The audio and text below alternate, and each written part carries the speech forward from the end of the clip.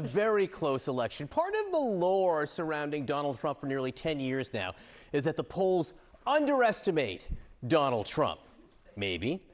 But what if? What if this time they don't? What if this time the polls are actually underestimating Kamala Harris? With me now, sexy pirate and CNN senior data correspondent, Harry Enten. Thank you. All right, Harry. This is actually serious here. The polls have underestimated Donald Trump in 2016 and 2020. Any precedent for it happening 3 times in a row? It's the great question, John. Is there any precedent that the polls will underestimate Donald Trump once again? Because that's all we hear about. Oh, Donald Trump's going to outperform his polls. So I went back and checked out whether or not a party outran the polls 3 presidential election cycles in a row in the key battleground states. It's never happened. It's never happened. 0 times since 1972. So if the polls are going to underestimate Donald Trump once again, that would be historically unprecedented. Now, maybe you want to make the argument that Donald Trump himself is historically unprecedented, but what normally happens is the pollsters catch on, hey, we're underestimating, we're not taking into account some part of the electorate. They make adjustments, and I think that helps to explain why we have never seen that the same party has been underestimated 3 times in a row in presidential elections, at least over the last 52 years. And Harry, you're seeing other evidence here that a polling miss, as we'll call it, wouldn't necessarily even benefit Trump as much this time. Yeah. So, if we went back to 2020, right, all the polls, Pennsylvania, Wisconsin, Michigan, those 3 key Great Lake battleground states, they favored Trump by a wide margin. But there was this group of pollsters that actually had Trump out ahead. And indeed, Donald Trump's best polls in 2020 were 8 points better than the poll averages in those states. So there was this idea, this universe, hey, maybe the averages are really underestimating Donald Trump. This time around, the question that I had was, are there still these polls that may indicate that the averages are really underestimating Donald Trump? This time around, there's really not the evidence for it. The best polls for Trump actually only have him running about 3 points ahead of the polling average in the key Great Lake battleground states versus the 8 last time around. So last time around, there was this group of pollsters that said, hey, wait a minute, the polling average may be underestimating Donald Trump. This time around, John, they simply put do not exist. And one little last thing, I'll note that those polls that really underestimated Donald Trump were still too good for Donald Trump, the polls that indicated that the polling average was underestimating Donald Trump. So I wouldn't be surprised if even this is indicating, hey, wait a minute, these polls that suggest that Trump will do better than the average are actually too good for Trump. Interesting way to look at it. And of course, we talk about 2016, 2020. We have had a big election since then. That's exactly right. So, if the idea is that maybe the pollsters have, in fact, been making adjustments, you might have seen it in 2022.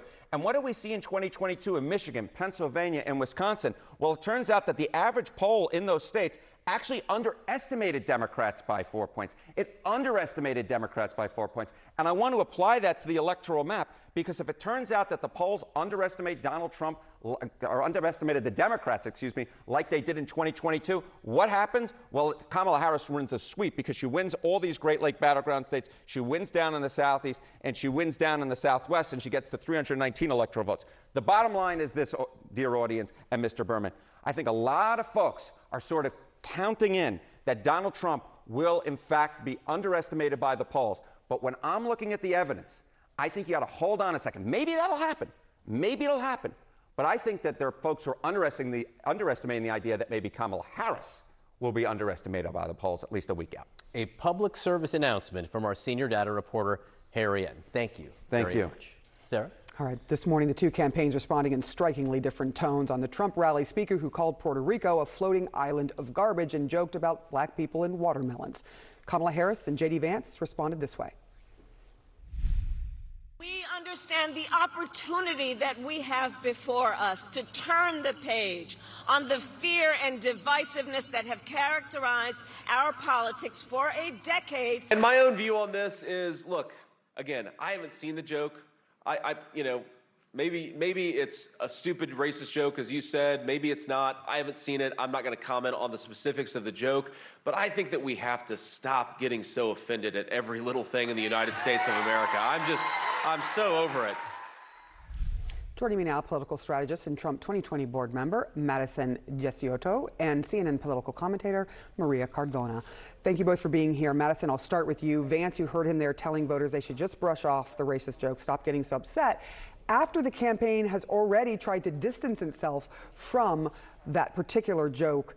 Is this the closing argument you want the campaign to be making a week until the election?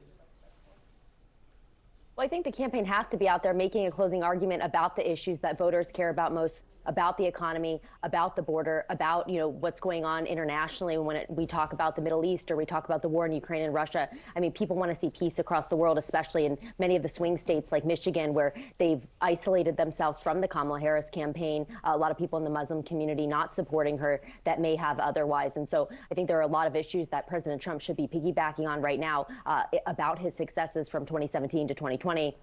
Talking about what he was able to do for the American people and what he's going to do in the next 4 years if elected. I think you're seeing similar concerns coming out of Kamala Harris's super PAC that are putting out statements saying you shouldn't be focusing on this purely negative character attack on Donald Trump. The most effective messaging for Kamala Harris and her campaign is contrast messaging, talking about abortion, talking about the economy. And so I think it's a big mistake on her front as well to be continuing to talk about what went on at this rally. While obviously people don't support this, you could see in the room people were appalled by these jokes. It wasn't the venue for it. I don't think it was okay at all.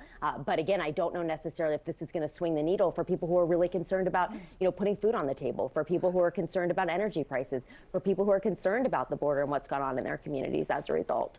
Maria, is racist and misogynistic rhetoric by the Trump campaign the October surprise that Democrats can play off of?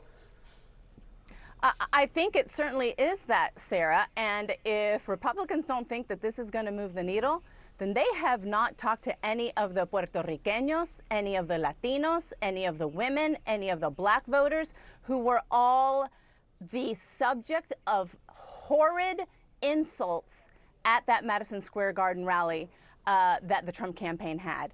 And so that's why you see voters all in battleground states and all over the country, frankly, telling all of their friends and neighbors and family to go out and vote for Kamala Harris, because they understand that the vitriol, the hatred, the misogyny, the racism, the white supremacy that was all on display, and that's nothing new, frankly, coming from Trump world, is not something that American voters want. They want to turn the page, and they are looking at Kamala Harris, who is focused on the future. She has a to-do list where she's going to solve the issues that Americans really care about: the economy, health, reproductive rights, and yes, democracy, versus Donald Trump, who is focused and obsessed with retribution, with vengeance, stooped over, looking at his enemies list to see how he can sic the military on Americans. And that is not something that the American voter wants. They're going to turn the page. They're going to get away from the chaos,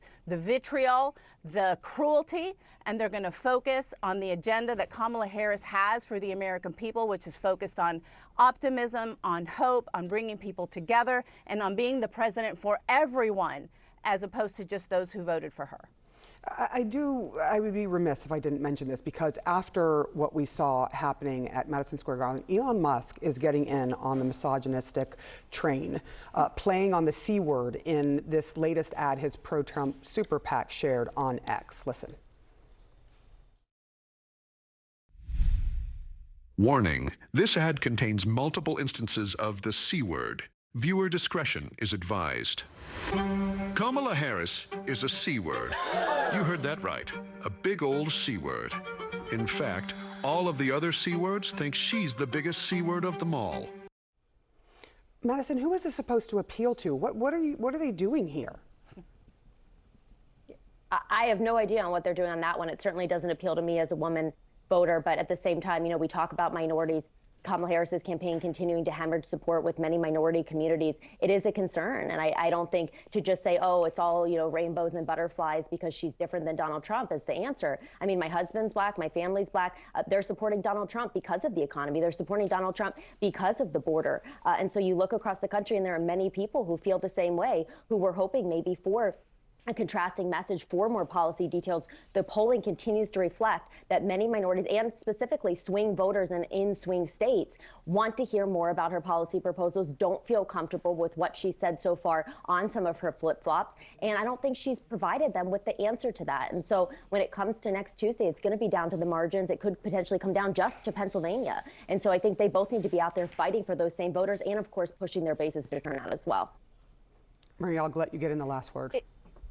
So, yes, Kamala Harris is absolutely continuing to fight for every single vote. And you see in the latest polling that she is where she needs to be and more with Latino voters, with black voters. She is absolutely where she needs to be with women, as well as she's continuing to fight for men.